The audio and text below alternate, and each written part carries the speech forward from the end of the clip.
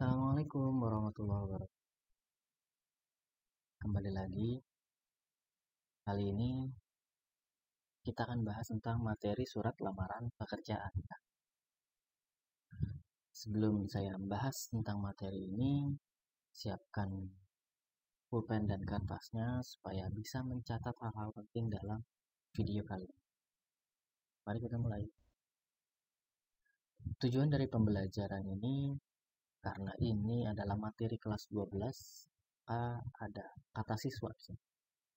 Siswa atau peserta didik dapat mengidentifikasi isi dan sistematika dari surat lamaran pekerjaan. Kemudian, siswa atau peserta didik dapat menganalisis surat lamaran pekerjaan berdasarkan bahasa dan sistematika. Tentunya nanti siswa atau peserta didik ini dapat menulis atau membuat surat lamaran pekerjaan dengan baik sesuai dengan sistematika dan kaidah bahasa yang benar. Kita masuk pada materi yaitu dari mulai pengertian ya. Surat lamaran pekerjaan merupakan surat yang ditulis seseorang dan ditujukan kepada lembaga atau instansi dengan tujuan mendapatkan pekerjaan. Karena ditujukan kepada lembaga, instansi, badan ya, ataupun badan pemerintahan, maka surat lamaran pekerjaan ini bersifat formal atau resmi. Maka bahasa yang ditulis itu adalah bahasa yang resmi. Jelas ya? Baik, kita masuk pada sistematika. Ya, ini sistematikanya. Yang pertama, ada tempat dan tanggal pembuatan surat lamaran itu. Tempatnya di mana? Misalkan di Jakarta kah? Atau di Jakarta sesuai dengan domisili pembuatan surat.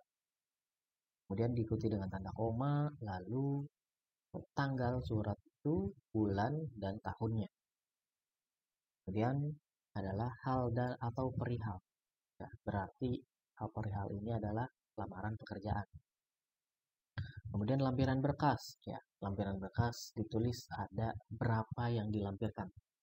Apakah 2, 3, dan seterusnya, sesuai dengan kebutuhannya. Lalu alamat yang dituju, ya, kepada siapa, apakah kepada HRD kah, atau kepada manajer, atau kepada, kalau misalkan dalam sebuah sekolah, ya, pada kepala sekolah, dan lain sebagainya. Kemudian alamatnya juga ditulis dengan benar. Setelah itu ditulis semua, lalu masuk pada salam pembuka. Bisa kalau untuk umum biasanya dengan hormat, ya. Bisa juga dengan assalamualaikum, atau bisa juga dengan yang terhormat. Nah, setelah salam pembuka lalu masuk pada isi surat. Nah, isi surat ini ada 4 poin. Ya, di sini kita bahas. Ada 4 poin. Yang pertama adalah paragraf pembuka, itu isinya maksud dan tujuan. Maksud dan tujuan ini adalah, misalkan lowongan pekerjaan ini kalian dapatnya dari mana? Apakah dari internet, ataukah dari surat kabar, ataukah dari broadcast WhatsApp, ya, ataukah dari postingan Instagram dan lain sebagainya, media sosial. Itu kalian tuliskan. Nah, kemudian tujuannya apa? Itu untuk melamar pekerjaan, posisi apa yang kalian inginkan. Apakah menjadi staff, ataukah menjadi sesuai dengan yang kalian butuhkan, sesuai dengan jurusan yang kalian pelajari sebelumnya. Nah, lalu data diri. Data diri secara singkat. Dari mulai nama lengkap, tempat tanggal lahir Anda, lalu alamat tempat tinggal, nomor handphone, dan pendidikan terakhir.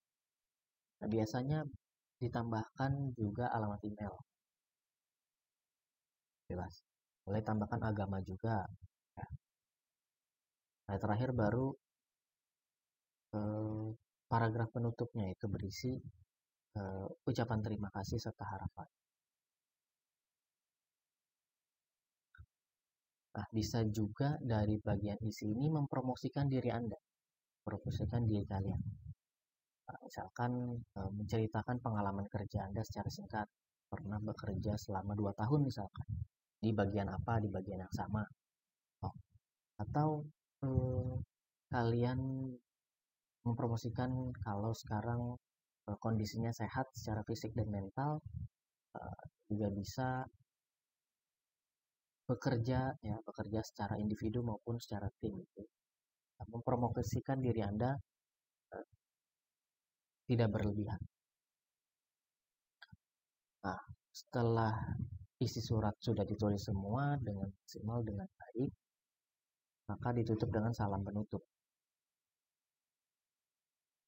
Nah, yang terakhir baru adalah nama kalian ditulis dengan lengkap dan tanda tangan. Ya, ini sistematika ya, jelas. Nah, kita masuk pada bagian jenis surat.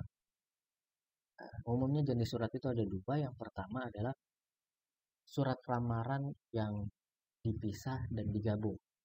Kalau digabung ini modelnya dengan CV atau kurikulum vitae, daftar riwayat hidup. Ini digabung. Kemudian bisa juga dipisah. Dipisahnya juga tetap dengan daftar riwayat hidup. Ya. Nah, umumnya biasanya digunakan dalam model pisah. Karena antara surat lamaran pekerjaan dan CV itu tidak dapat dipisahkan. Gitu ya.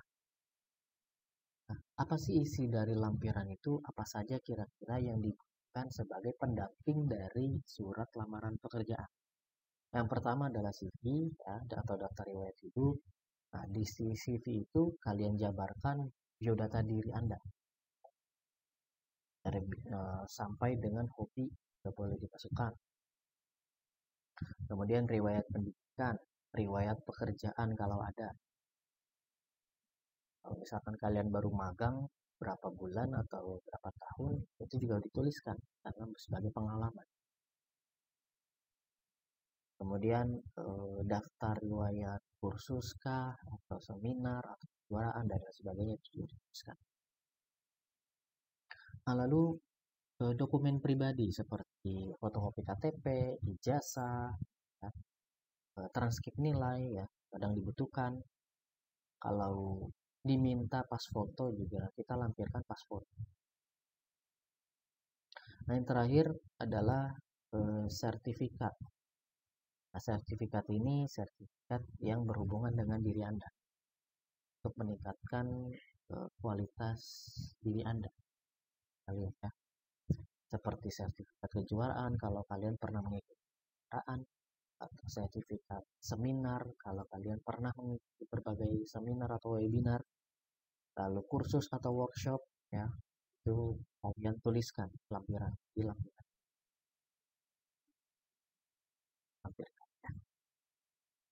Jadi si lampiran ini, ya hal ini namun cukup penting untuk menjadi pendamping dari surat lamaran pekerjaan. Kita lanjut. Nah, karena surat lamaran pekerjaan ini adalah sifatnya formal atau resmi, maka bahasa menjadi hal yang penting. Kita harus perhatikan kebahasaan di surat lamaran pekerjaan kita. Yang pertama adalah pastinya baku, formal, sesuai dengan ejaan yang disempurnakan atau kaidah bahasa yang telah ditentukan. Lalu singkat, padat, dan jelas, tidak bertele-tele. Nah, ini tadi saya sudah sampaikan, menarik ya, artinya boleh mempromosikan diri Anda, tapi tidak berlebihan. Nah, kalau kalian sudah membuat satu draft surat lamaran pekerjaan, nah, lebih baik untuk lebih percaya diri, lebih mantap lagi isinya, minta koreksi, minta perbaikan. Kita dicek kepada orang yang lebih paham, bisa orang tua, bisa kakak, atau sepupu yang lebih tua, atau om, atau guru atau dosen dan lain sebagainya. Kita minta kepada orang yang lebih paham, yang berpengalaman, dan surat lamaran pekerjaan itu bisa menjadi lebih baik ketika setelah dikoreksi. Nah, zaman sudah masuk pada zaman digital. Nah, maka biasanya CV itu dibuat dengan model-model semenarik mungkin. Bisa juga dibuat dengan bahasa Inggris supaya lebih menarik dan lain sebagainya. Itu banyak cara. Oke, kita masuk pada analisis surat lamaran pekerjaan. Karena tadi di tujuan pembelajaran kita akan harus bisa menganalisis ya dari surat lamaran pekerjaan. Nah, yang pertama kenali jenis surat dari surat lamaran pekerjaan. Apakah model yang terpisah tadi atau gabungan? Nah, yang kedua perhatikan bahasa yang digunakan. Bahasanya sudah baku atau belum? Kalimatnya efektif atau tidak di setiap kalimat. Lalu kata gantinya itu di situ apa? Kalau kita kata gantinya menuju pimpinan, maka bisa menggunakan bapak atau ibu pimpinan. Seperti itu. Jangan menggunakan kata ganti aku. Usahakan menggunakan kata ganti saya. Karena lebih formal. Lalu masuk pada sistematikanya, analisis secara sistematika. Apakah ada salam pembukanya atau tidak, ataukah ada paragraf pembukanya atau tidak, di analisis. Yang terakhir adalah kelengkapan dari isi surat itu, surat lamaran. Nah, inilah dasar-dasar dari menganalisis surat lamaran pekerjaan. Boleh nanti tambahkan jika kurang. Nah, kita masuk pada langsung pada contoh nih, contoh surat lamaran pekerjaan supaya lebih jelas. Saya menampilkan dua contoh ya. Ada yang pakai paragraf pembuka, ada yang tidak. Ini bebas. Nah, kalau saya lebih ini karena lebih lengkap. Jadi kita bahas satu persatu. Kita lihat ada tanggal pembuatan surat, tempat dan tanggal ya. Lalu perihalnya. Di sini ditujukan kepada siapa? Kepada HRD, ini kepada manajer. Kemudian penulisan alamat dan nama perusahaannya. Ya. Kemudian nama jalan, ya pastikan nama jalan itu tidak disingkat seperti ini. Pastikan nama jalan itu lengkap, JALAN, jalan. Kemudian kota. Lalu dengan hormat, ini paragraf pembuka, ini tidak ada paragraf pembuka, langsung memperkenalkan diri. Istilah. Oke, ini saya katakan tadi maksud dan tujuannya di salam pembuka atau paragraf pembuka. Ia mendapat informasi dari koran harian Sindo pada tanggal 28 Agustus 2018. Ini jelas. Nah, dari lowongan itu ia ingin bergabung menjadi atau pada tim akuntansi. Ya, sesuai dengan lowongan itu. Dan baru data diri singkatnya. Kemudian kalau di sini juga ada mempromosikan dirinya kan. Ini memiliki pengalaman sebagai tenaga produksi yang cukup terpercaya di bidang yang sama. Ini ada promosikan diri. Kita lihat di sini, ini juga ada. Nah, sekarang saya adalah kondisi tubuh yang sehat dan fisik yang baik. Lalu hasil berbahasa Inggris, lisan dan tulisan, latar belakang yang cukup untuk mempunyai manajemen akuntansi yang lalu terbiasa bekerja dengan komputer dan dapat menjalankan berbagai aplikasi komputer. Nah, mempromosikan diri ini secara ini lengkap tapi tidak berlebihan, ya, sesuai dengan apa yang dibutuhkan, sehingga dapat meyakinkan pimpinan yang dituju